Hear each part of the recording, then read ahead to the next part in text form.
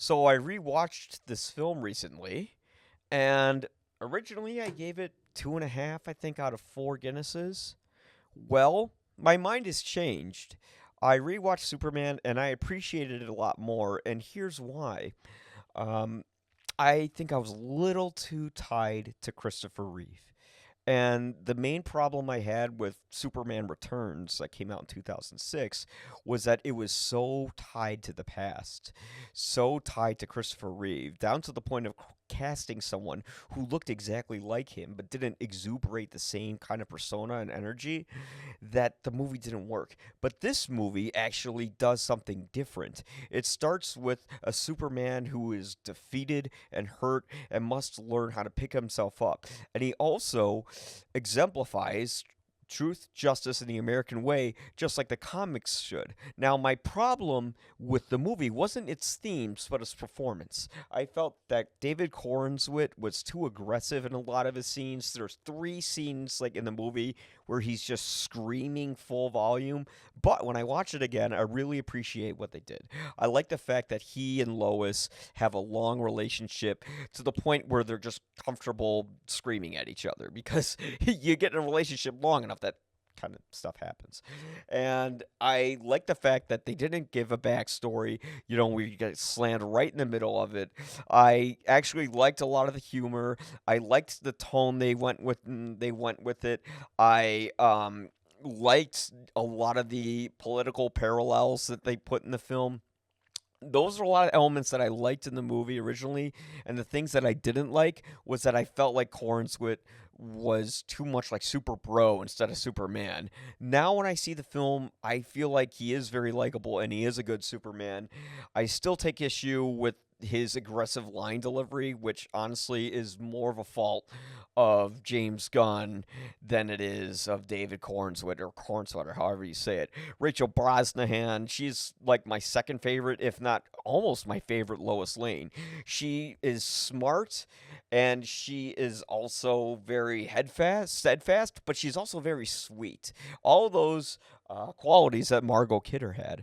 Um, I liked how Jimmy Olsen was like a cool nerd in it. There's a lot of things I really liked in the movie, and when I originally saw it, the issues that I took with it, I think, were invalid because I like the fact that David Cornswit is not just the classic Christopher Reeve Superman. He has the same values, but he's much more of like someone of this generation who's fun and relatable and is flawed and can get emotional but never hurts anyone. Like he saves people to the point where he saves a squirrel, which is kind of like a middle finger to Zack Snyder's Superman verse, where Superman just lets thousands of people die and it doesn't even weigh on his conscience. Um, I still have some problems with the movie. I feel like when Superman's stuck in the pocket first in the second act, it goes on for way too long. I feel like there are too many characters in the movie. They didn't need the whole Justice Gang in there. I mean, I really did like Guy Lantern. Is that how you say his name? Or Green Guy or whatever? I don't know. Guy Gardner. Yeah, I like Nathan Fillion's Guy Gardner. I liked the character, but I just felt like it was too much. Like by the second act, we're following these other characters more than we're following Superman in his own Superman movie. Uh, and I felt like Nicholas Holt's Lex Luthor was too much like a crying teenager. Like towards the end, when he gets defeated, he even cries, and it was just like, come on, man.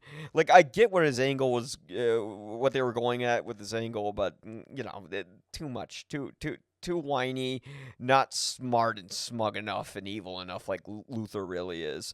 Um, and I liked what they did with Baravia, and how they kind of brought a global conflict from a fake country and tied it to global events that are going on across the world today, and with America specifically. And of course, there is a clear allegory to who, when it comes to the president of Moravia and who he's supposed to represent. So there's a lot of things in the movie that I liked. I even liked what they did with Supergirl in it. I liked the fact that she wasn't just a just like another version of Superman. She's actually kind of like this drunk screw up who probably is been through some really heavy stuff, and that's why she is the way she is.